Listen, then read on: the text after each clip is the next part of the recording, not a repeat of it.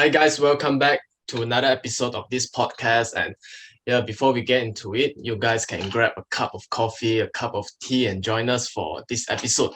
So before we get to know more about guests, basically this week episode we'll be talking about mental health. So yeah, stay tuned after the introduction to find out more about our guests.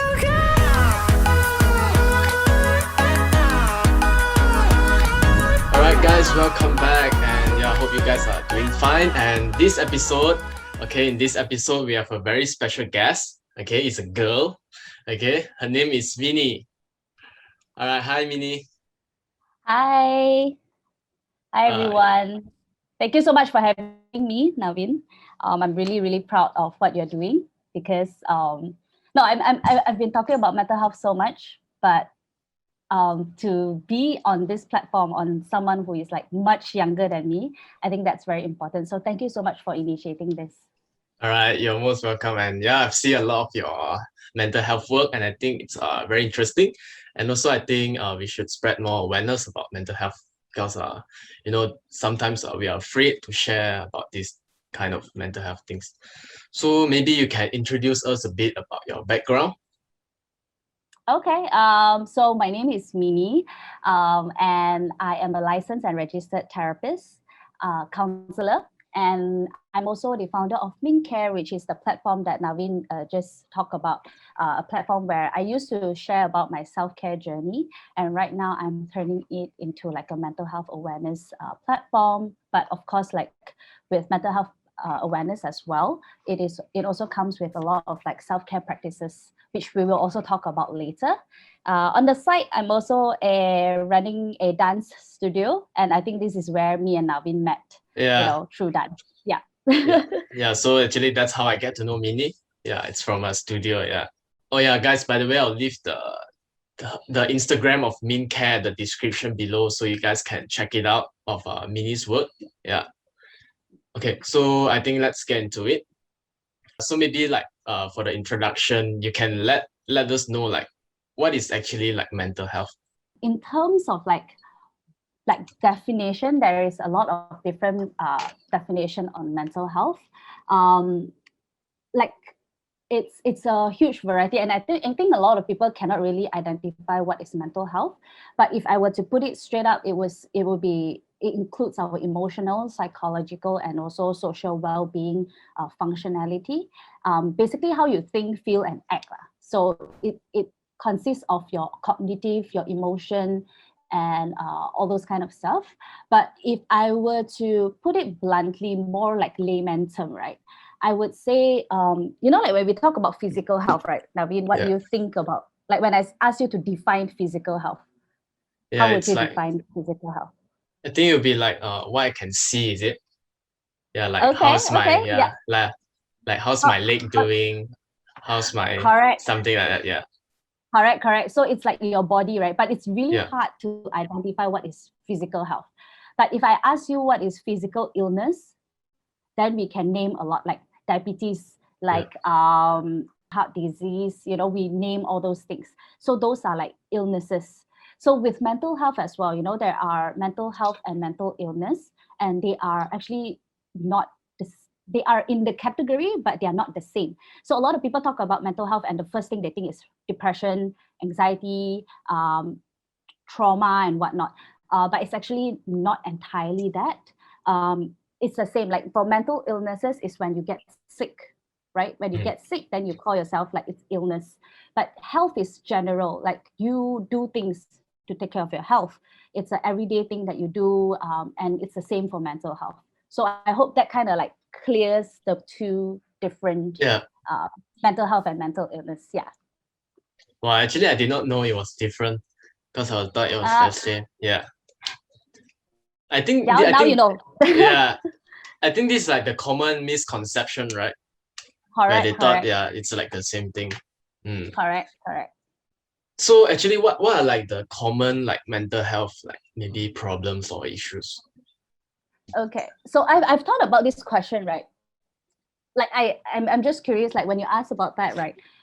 From what, like, is it like mental health issues, like societal issues, or is it like mental illness? Like, is it like the common mental illness? I think the common mental illness. Yeah. It's actually very different according to different age group. You Mm-hmm. can't really say like what are the common ones, but you know the commonly heard the one that you commonly hear about is definitely depression and anxiety. And when Naveen first approached me, right, I am thinking like, okay, sorry, I need to ask you, Naveen, how old are you?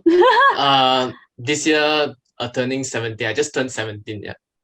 Oh, okay. So for Darwin, it's like adolescent years, right? Yeah. Teenager, adolescent years. So I actually did some research on like adolescents' common mental health, symptoms, and also not so much of illnesses, but the common Mm-hmm. ones are anxiety. So for younger people, it's a lot like anxiety. And why is depression and anxiety so common is because no matter what other diagnoses that you get, you can get like uh OCD or whatever, but it's more of like the side effect, the other symptoms that come together. It's commonly depression and also anxiety. That's why it's so common, right? Mm-hmm. So that's why it comes with a lot, like if you, even with people who have physical health problem, depression is also one of the very common thing because the change of lifestyle and whatnot. So yeah, it's anxiety. If you like to ask me like among adolescent, it would be anxiety. Yeah. Just now you mentioned something about like the society part, right? Like mental Mm, health. Yeah. What about that? Yeah. right.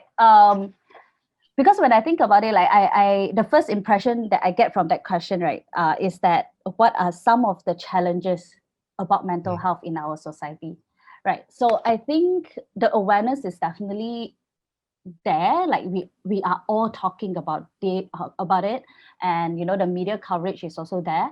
But what is not what is the start point right now is that the way we talk about mental health, right? So I was like just talking about it in one of my debate series, where we talk about, like when I would just throw in the dancer's perspective, like if say one day you sprain your ankle, right? You sprain your ankle, you need to go hospital. You would literally tell everyone, Yeah. right? You would like take picture, post on social media, like, Yeah. oh, can't dance for like 3-4 weeks. So like it's yeah, so it's very common, like we do this. But when we talk about mental health, right? Let's say today, one of the very common things that we do among dancers is that we compare ourselves, right? We Mhm. compare ourselves to other dancers, and then we compare, like just like constantly feeling like being put down sometimes as well. But we don't really talk about it as much, right? So I think this is what the biggest issue is with mental health at least in Malaysia, from what I know Mm. of, is that the way we talk about mental health is also Yeah. like that. Like we don't talk about it like, if say today, let's say I have a burnout, I wouldn't go around and tell people like, oh, I have a burnout, I need time for myself. Like I wouldn't say that. But if I have Yeah. a flu, Correct. I would definitely go around and say like, oh, I got flu, I cannot drink cold water, right? Yeah. So that is the biggest, I think the biggest stuck point that we are at is that we are not talking about it um, enough. We are not courageous enough to talk about it Mm. as much yet. But it's definitely a work in progress. And right now, like currently what we are doing right now is already Yeah. a step forward. Yeah. Yeah. In your perspective, like what do you think like caused all this to happen? Can it be like Um, peer pressure or maybe like self-doubt or influence or something? Yeah. honestly, I have no idea like what causes mental illnesses, but more so of, because it's not that I don't know, but it's more of like there's so many things that contribute to Mm. it. You cannot just say one. But I guess if you come from a perspective of like what lead us, like what lead people to that point of getting illnesses, is that it's the same with physical health, like what I say, right? Like why do we get sick? Why do we Mm. get a cough? Because we don't drink enough water, right? So it's the same with mental illnesses. It's like probably we don't put enough attention on our self-care routine. We don't take care of our mental health as much. But on the other spectrum of this, right, sometimes it's also very unavoidable. People who go through trauma, people who go through a lot of grief, and there's a lot of life stresses in their life, right? So these are very unavoidable, and when paired with like lack of social support, lack of the resources that they have, then they have a higher risk and higher chance on getting being diagnosed with certain type of mental illnesses, like very commonly known like PTSD, post-traumatic stress disorder, are very commonly known for people who have gone through a lot of trauma. Yeah. From what I see from my circle, they get stressed out on, like having a hard time and overthinking about what are they going to do in the future. Yeah, I think that's very common. Yeah, I think like I would say like they will doubt like maybe like halfway when they're studying or something, then they will doubt like, oh, why am I studying this for? What am I doing this for? It's like without a purpose basically. So I think this is like the commonly seen one in my circle, which is like they don't know their purpose, like for whatever they do they Right. no direction So I think like because of this like no direction, right, it leads to more like problems. Yeah, it's very like important to like have a purpose. Yeah, so that like you get your things right and won't lead to much more trouble I guess. Yeah, I guess that's one thing yeah. I actually have a very different perspective on that. It's good to have purpose, right? Like honestly, at my age, I don't even have a purpose. Like a very solid purpose. It's not that I don't have one. I recently only found one. But when I was younger, I would say I don't have much. I don't put much thought in that. And I think purpose is a very subjective thing, right? And for younger people, and this is definitely a topic that I'm doing next week as well. So yeah, you asked that question, like you said that in a very, very good timing. So it's a very chicken and egg kind of situation. The reason being is that do we have purpose first and then we do our thing, or do we try things so that we can find our purpose? So it's it's like very different. So I hope that the young people who are listening this, like, it's good. Having purpose is great. I feel great when I have a purpose, but it's also, don't stress out on purpose, but be more willing to explore. I think that's what Naveen is doing now also, like exploring different things, doing different things to see, hey, maybe this is what I want to do. Maybe this is what, it's calling for my purpose. Yeah. Wow, that's a great one. Yeah, I never thought of like, okay, should we find our purpose first, then only do the things, or do the things first, then we find like what is the purpose? But I think the second one sounds more right. Like when the more we explore, right, we can open up more opportunities, I guess, like to find ourselves. Yeah. But yeah, like what you said, having a purpose is quite important to me. I feel it's like one of the very important aspect. It's like that's the thing that going to keep you going on, I guess. Correct. Yeah. But is there any way, like, because like sometimes like we may be very like sad or in any conditions, but then we might not know that we are in already, like we have this like mental illness thing, because like we do it, we have it like every day, right? So is there any way for us to know that we have like this mental illness or Right. That's a very good question, because I think this is what we all want to know, right? How bad does it have to be for us to start to seek help, right? Honestly, this is why we are talking about mental health, right? For physical health, we do a lot of things to take care of ourselves. Like both of us, we dance to keep like the physical activity going. But on the other end, right, with mental health, right, we don't really do that, but we are more of like, we look at what what is that symptom that is serious enough for me to seek help. So honestly, I really want to break this chain of thought that we don't need to be at that state in order to seek help. You know, but if you put it like, of course, I understand where the question is coming from. You know, like what do we need to look out for so that we don't go to that place? I think first of all is when it comes to mental health, right, and mental illnesses. Why is it called mental illnesses? Is that um, it's when you lose the functionality of certain thing that like that you're supposed to have. Let's say, right, we were talking about purpose, right?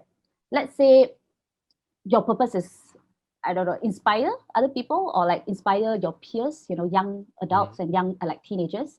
But when stresses pile up and then you start to like feel like the enormous stress coming to you, then you start to feel like, I don't feel like this is my purpose anymore, right? It can be that, or it also can be a lot of different other things, like you don't feel happy with the things that you used to like you don't feel happy dancing anymore, you don't feel happy doing your podcast anymore. And it also like, and then this one could creeps into you not wanting to get out of your house, like don't want to go out, and that is like losing your functionality, like because we are social human being, like you don't want to go out, you don't want to interact, you don't even, your sleep and your eating habits are all messed up. So that's when, you know, all these little tiny little symptoms are showing you signs that, hey, I need to take care of my mental health. Yeah. So I would say that is when you need to start paying a little bit more attention to, you know, your mental well-being. Yeah. Right. But actually, like I've read from this book. It's called The 7 Habits of Highly Effective People by Stephen Covey. Yeah. So basically, this book, like in the last part lah, okay, they encourage us like to have this session every morning. It's called sharpening the saw, which means you take care of the 4 things, like heart, body, mind, and soul. So means we find like any 4 of these activities, right, which are in for this category, then we practice it though. Like for our mind, let's say like meditation helps or something. Yeah, so this book actually encouraged like us to do that every day, which is like to practice these 4 activities, to help us. And I think that's why, you know, like effective people, like effective or like successful people, they don't only take care of their wealth and they don't only take care of their career, they also take care of themselves, because you are the person doing the job, right? You have to take care of yourself in order to do the job. So yeah, I think amazing. You finished that book. I haven't even finished that book. I'm only halfway there. I'm only halfway there. It's a great book. Yeah, I finished it in like a month or so. Yeah, because it's really like interesting. Yeah, but it's really like it helps me a lot, which in terms of like productivity wise or effectively wise. Yeah, learn a lot of. It's a great book. It's a great book. Yeah. Which habit are you at now? Reading. Yeah.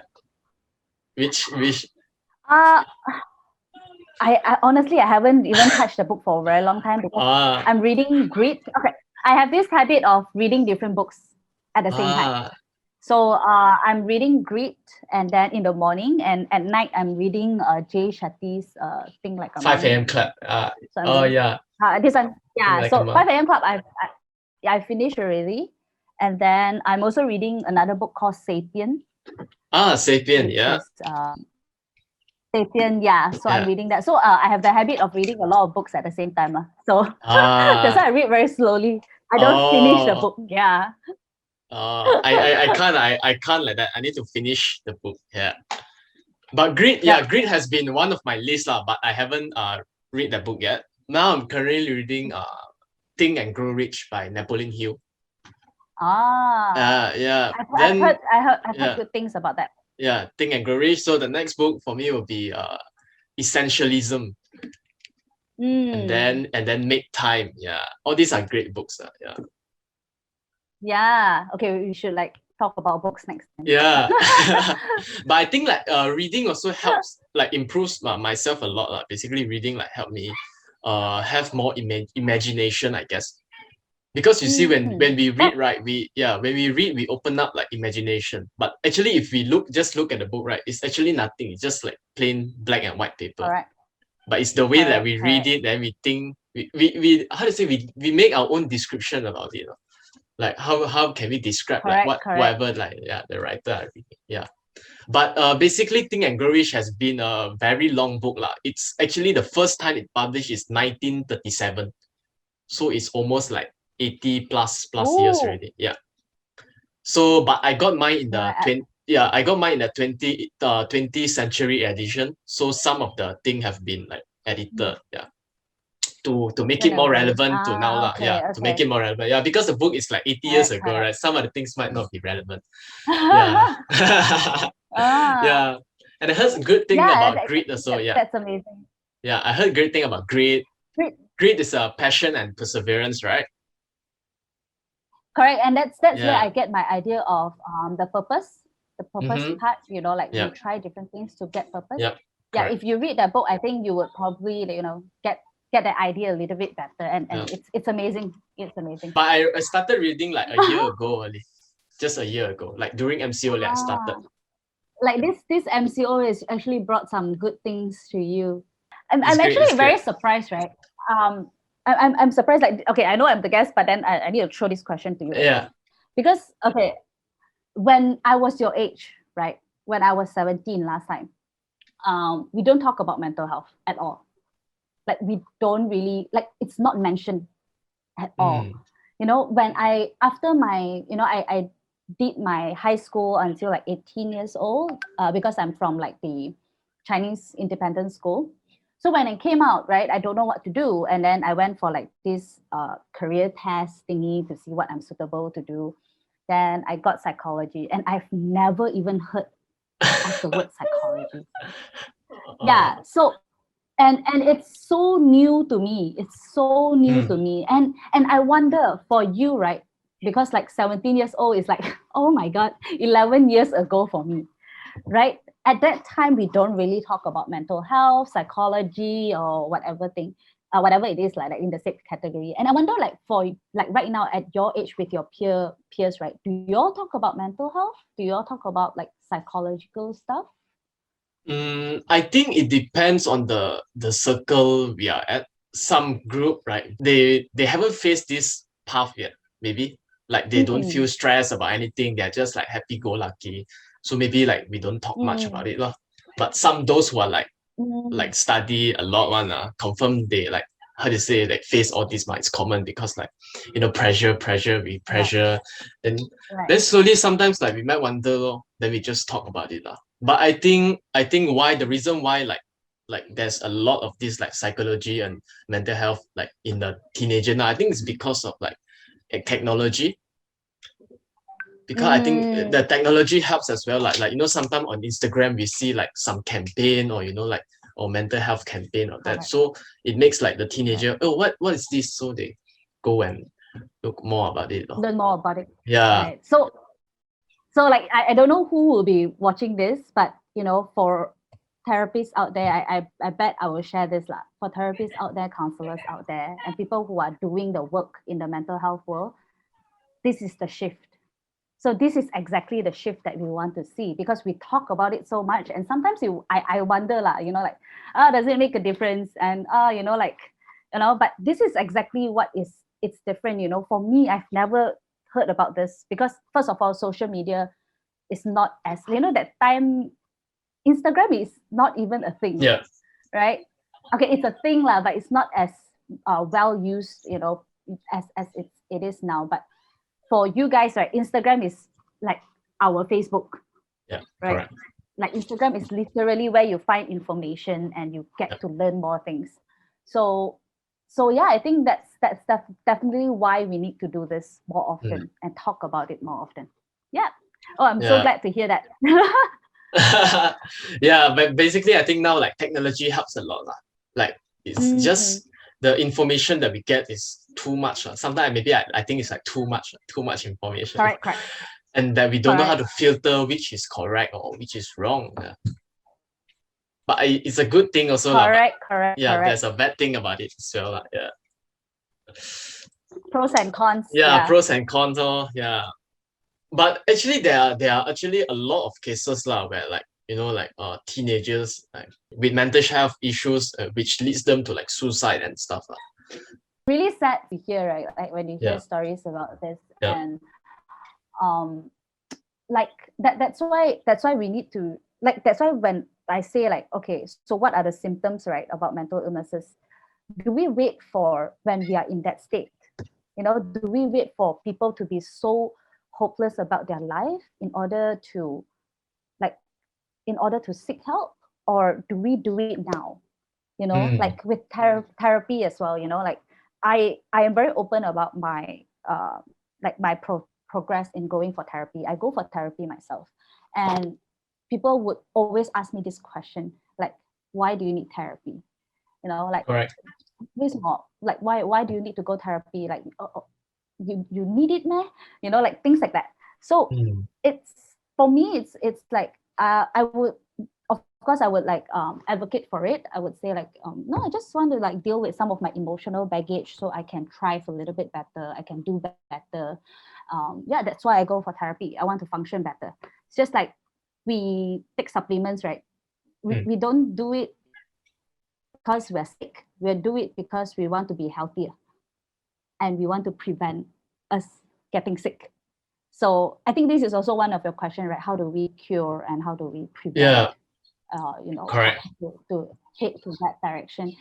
When I read this, right, the word cure really stood out to me, because this was one of the questions that my batchmate asked during a class in when we were in our degree years, and my lecturer said this, and it was very impactful for me, because this is literally the way I treat my clients, my friends, my family.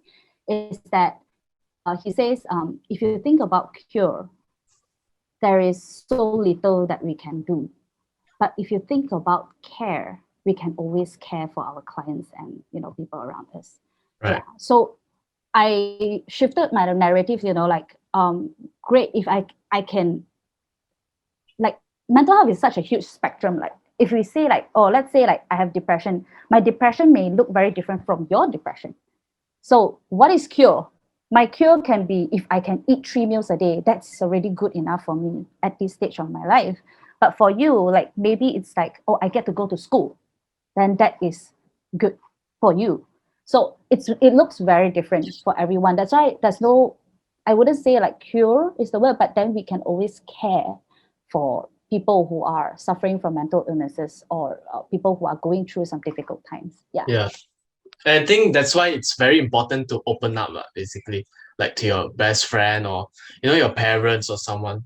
Correct. Don't keep it, Correct. because sometimes it's not that we don't want to care, but it's because that we don't even know this our friends have these kind of issues, and like the next day maybe like he take his own life, but yesterday we were just with him and like he's so happy, like, so that's why sometimes this kind of thing do happens. Yeah. Regarding all this like mental stuff, right? I think like self-awareness is very important. Yeah, you have to know like you have to know when to, like, how to control yourself, or basically like what's the limit for you. Right. Right. I think that's when you talk about like self-awareness, right? This is the tricky part about mental health, right? We need our mental health to be self-aware. But then, because our mental health is compromised, we cannot be aware. So it's a very tricky part for the mental health, in the mental health field, because like when we are depressed, right, it's also a very biological thing. It's also like the chemical in your brain is not functioning well. That's why you are less aware about how you are. That's why it's so important to have social support, right? People around you noticing that something is, hey, not very right. Sometimes like people who are in depression needs so much support from their peers, friends, to like even bring them out for lunch, or get them a meal, make sure they take care of themselves. Yeah, so it's a very tricky line there. That's why right now, that's why we have to be aware when we are mentally fit, there's no, mentally fit, we have to already practice good mental health care, so that if ever one day we ever go to that phase, of course we would like to prevent, but if we ever go to that place, at least we are aware of what is happening. Yeah. Right. So like, okay, for example, let's say like, like someone went to a therapist or counselor to get help. But what if like the help, right, they get is not helping them? So what can that someone do? Like maybe like he Right. have been to like therapies for like a month or 2 months or how many sessions, but it's not helping them. Yeah. But I bet there are some scenarios Right. like this also. Yeah. So like what can someone do about it? Correct. Even like me as a therapist myself, right? Therapy doesn't always work for everyone. Okay. But it's beneficial. The reason behind is that when someone reach out for help already, that's already a first step. So the first step will create momentum for the second step, right? I think it contributes to a lot of, like, there's a lot of things that's contributing to the therapy not working. I think first of all is maybe if you want to say social support, because so for example, right, today we talk 1 hour, you are very inspired, right? Wow, very inspired about mental health, very inspired about personal development.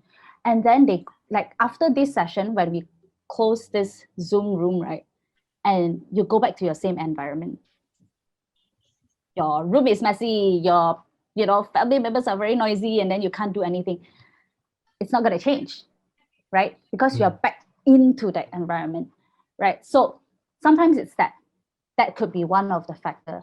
And I think second factor is that not all therapies are the same, like it's just like, because therapies are also human, and that is what makes it unique, and also that is what makes its limitation as well. So therapists are human. It's just like, we may not click, you may not click with the therapist, and you may not find that, the vibe is just not right with the therapist. And that, normally what the therapists do is that, yes, they will identify what's wrong, and then, identify what is that resistance about. And that itself is already therapy. It's it's already progress when you can be so upfront with your therapist. Second thing is that we do referral. So something we do among like therapists is that we do referral, and maybe this doesn't suit you.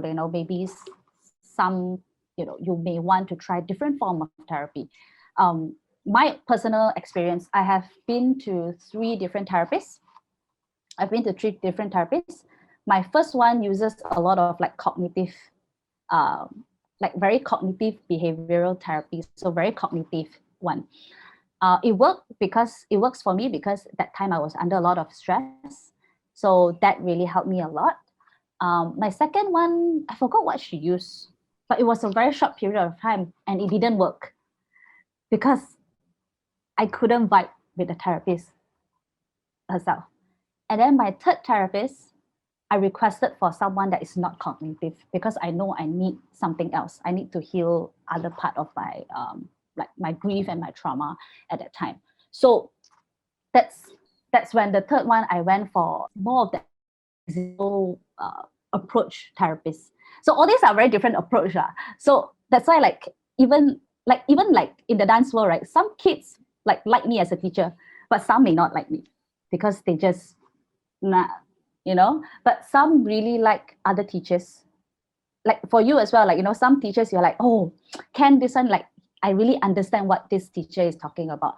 But with some, you may not feel as much of that from certain people. So I think to answer generally with that question is that it can be like maybe there need to be a shift in their environment as well, in their support. Sometimes like practical shifts, practical change in their other aspect of their life needs to change. And the other one is that if they are receiving professional help but it's not working, ask that the person that you are receiving your service from. First of all, you have the right, you are the client, so ask like, hey, I don't think this is working, bring that up. bring that up to your therapist, because we are trained to take in all this feedback, because that is also therapy itself. Yeah. So I hope this answers the question. Yeah, definitely answers the question. Yeah, it's a very detailed one. Yeah, it's a very detailed one as well. Like even I don't know, like there's a different type of like therapy. Like just like you say what cognitive, Yeah, and that's then like yeah, because cognitive. I really thought there was one that's only like, okay, if you're a therapist, then you're a therapist. So Yeah, we yeah. use different things, because there's something called movement therapy as well, where they implement dance in therapy.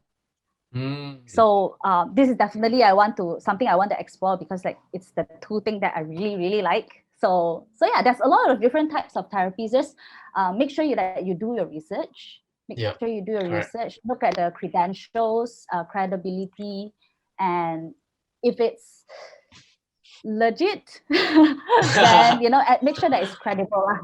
Make sure Yeah. that it's credible before you go for like different types of therapy. Yeah. I think dance, yeah, I think dance is my therapy, like basically, because like whatever, when I feel like sad or stressed or whatever, I would just stop whatever I'm doing, that I just dance. Correct. Then after that I feel like Correct. okay, it's getting better, yeah. But it might be different for everyone, lah, right? Yes, correct. So there's no one cure.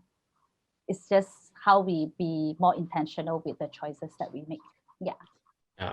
And just now you mentioned something about environment. I think that's another very great point, lah, because environment can affect us Correct. so much, yeah.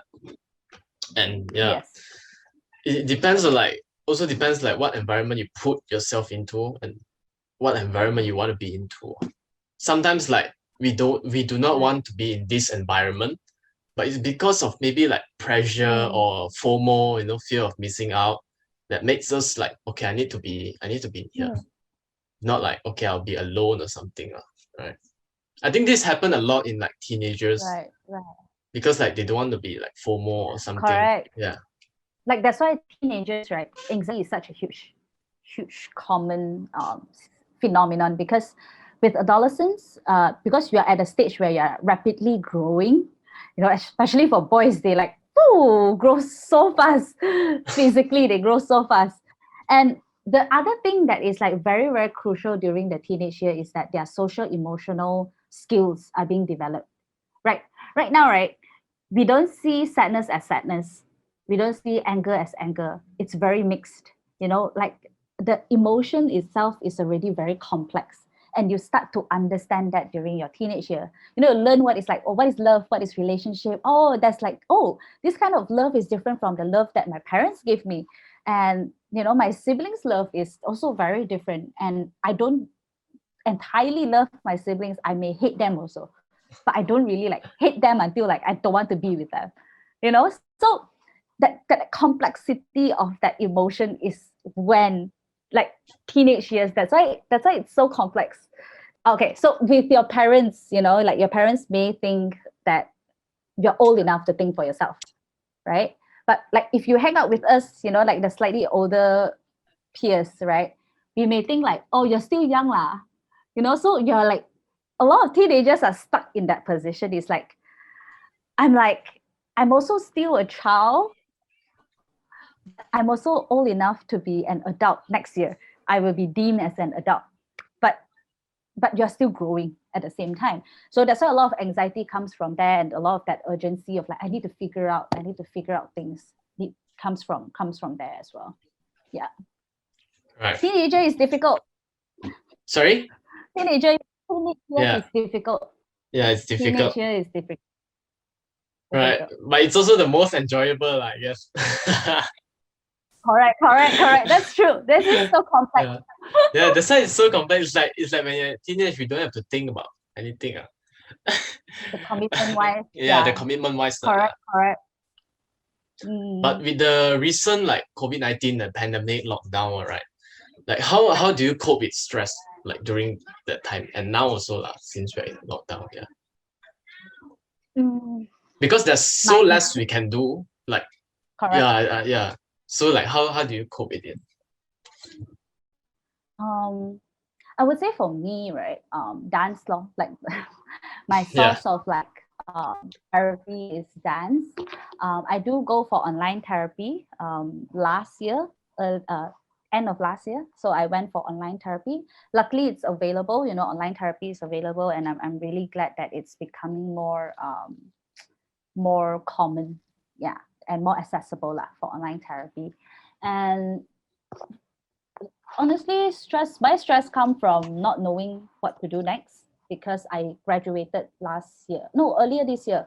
I just only graduated from my master's, and I find it difficult because during this time it's difficult to find a job.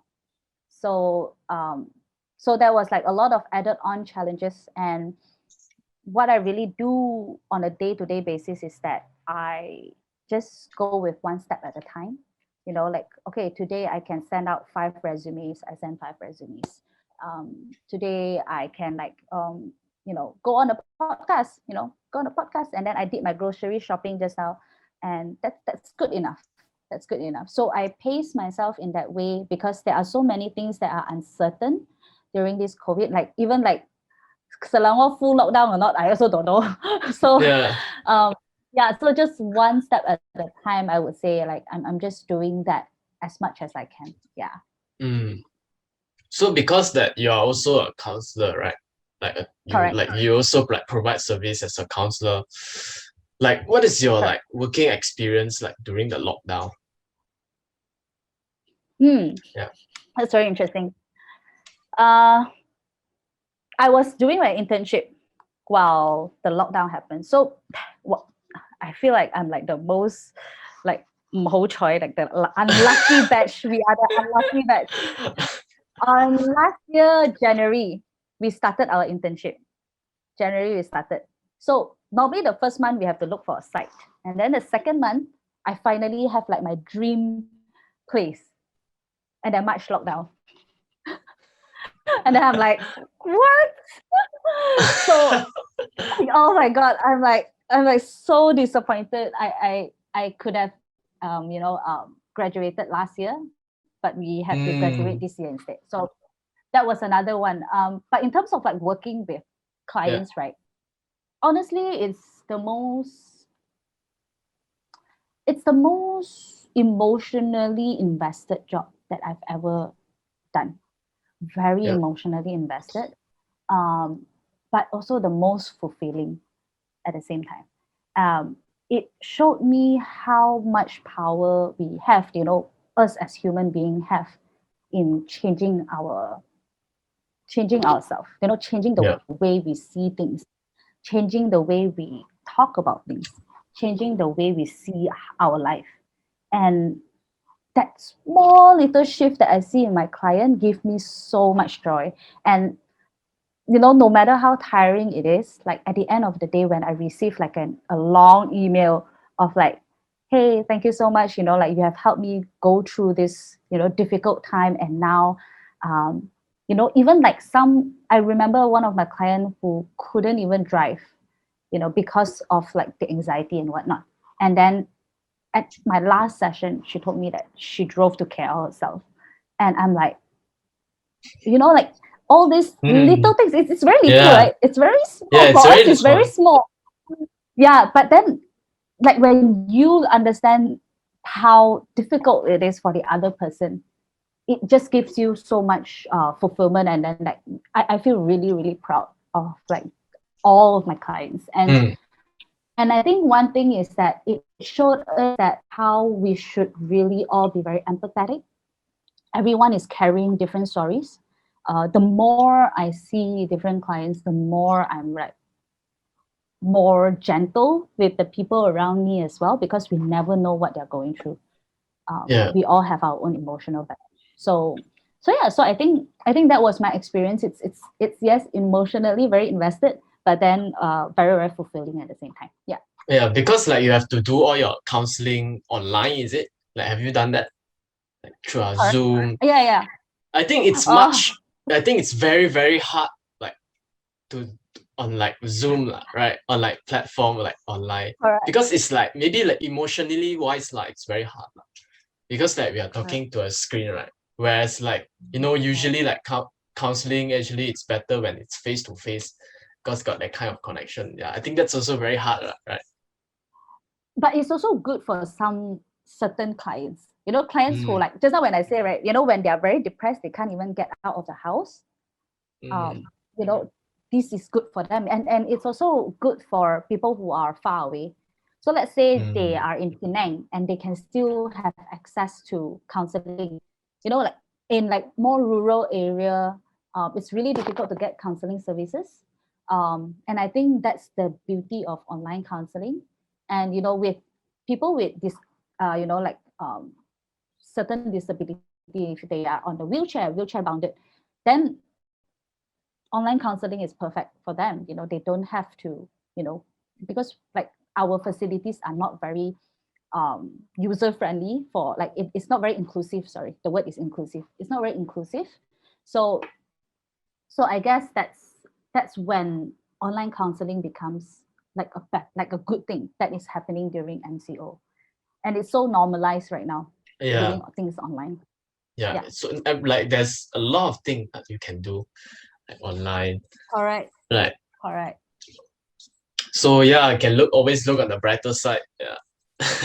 Correct. There's So always pros yeah, and cons. yeah, correct. There's always pros and cons. Mm. So before like we wrap this podcast up, is there anything you want to say? Maybe a word or two to everyone listening.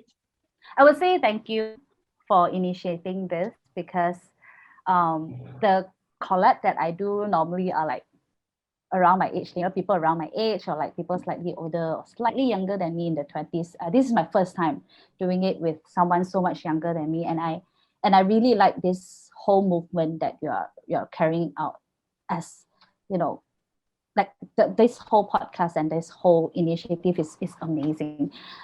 Keep doing what you're doing, and I'm glad that you are bringing mental health in. So yeah, I really really appreciate that. So thank you so much. All right, you're most welcome. Yeah. And also, yeah, thank you, Minnie, for being in the show and spreading the awareness to everyone. Yeah, keep doing whatever you're doing with Mean Care. And guys, as usual, I'll leave all the Minnie's details in description box below. And I think that's it for this episode, okay, of TheNShow for this week. And yeah, for any more updates, I'll update on the Instagram. It's at @TheNShow__. And yeah, guys, I think that's it for this episode. Hope you guys will be safe during this time. And yeah, see you guys in the next episode. Bye bye.